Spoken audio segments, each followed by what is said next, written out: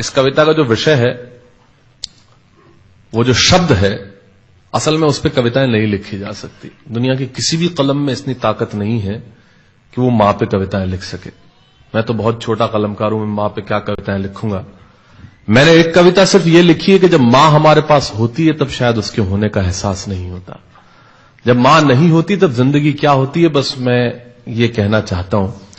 तब आप सुने उस कविता को। एक बहुत छोटी सी कहानी उस कविता के शुरू में कहता हूं। एक जंगल में एक संगीतकार मृदंग बजाता था। मृदंग ढोलक की तरह एक वाद्य को कहते हैं। और जब मृदंग बजाता तो एक बकरी का बच्चा वहां रोज आके खड़ा हो जाता। एक दिन सर ये कैमरे जो भी हैं बंद कर दें प्लीज, फॉर गॉड सेक। बकरी का बच्चा वहां खड़ा हो जाता आके, तो मृदंग जो बजाता था संगीतकार, उसने उस मेमने से एक दिन पूछ लिया कि यार तुझे क्या मेरा सुर, मेरी ताल, मेरी लय बहुत अच्छी लगती है जो तू रोज यहां चला आता है। वो बोला मैं नहीं जानता कि आप क्या बजाते हैं, न मुझे सुर की समझ, न ताल की समझ, न लय की समझ। मैं तो बस इतना जानता हूं कि इस ढोलक पे, इस मृदंग पे जो चमड़ा मढ़ा है वो मेरे मां के बदन से आया है।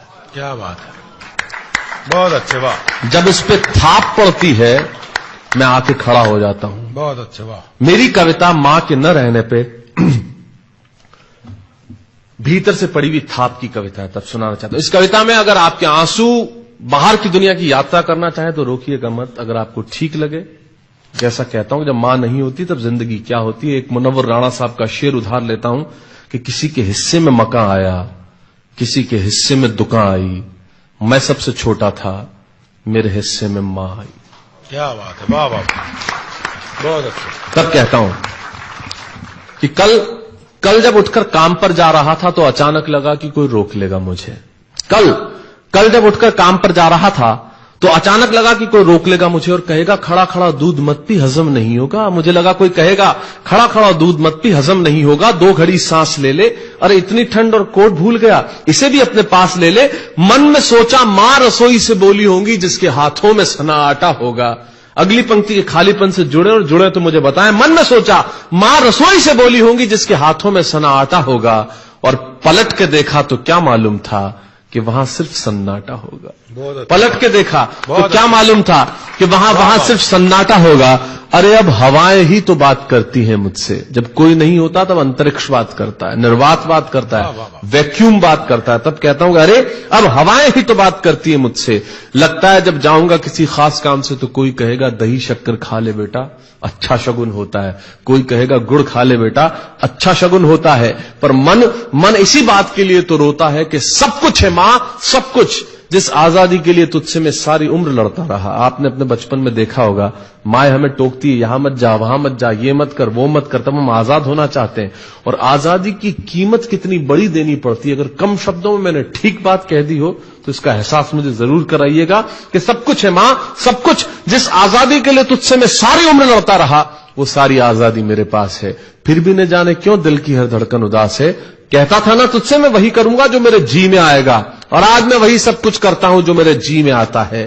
बात यह नहीं है कि मैं जो चाहूं कर लूं, मुझे कोई रोकने वाला नहीं है।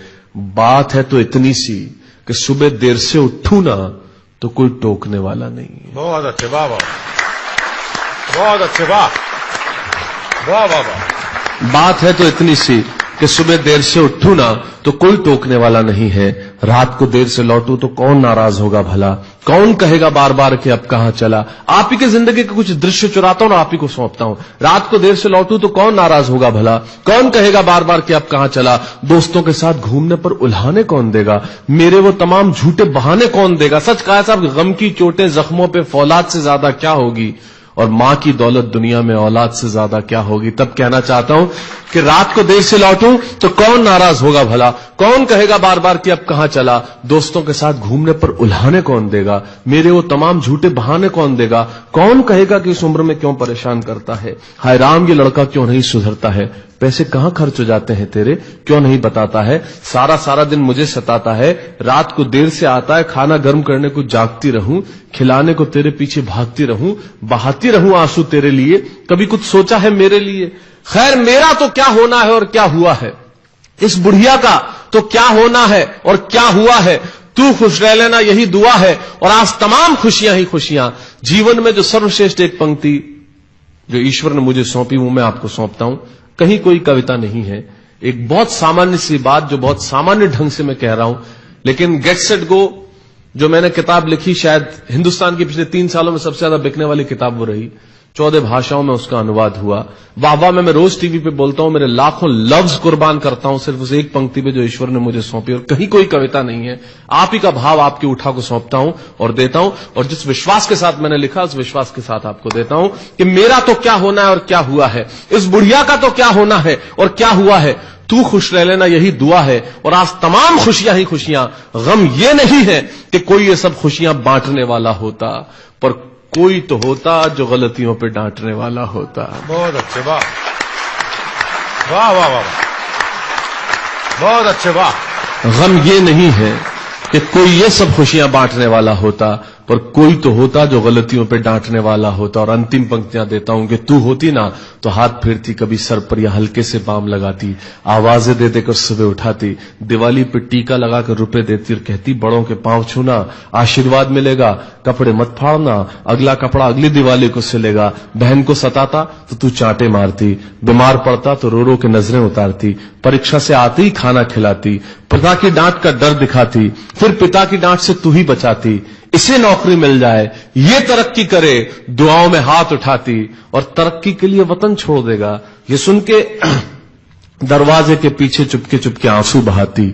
सब कुछ है मां, सब कुछ, आज तरक्की की हर रेखा तेरे बेटों को छू के जाती है, पर मां हमें तेरी बहुत याद आती है। बहुत अच्छा।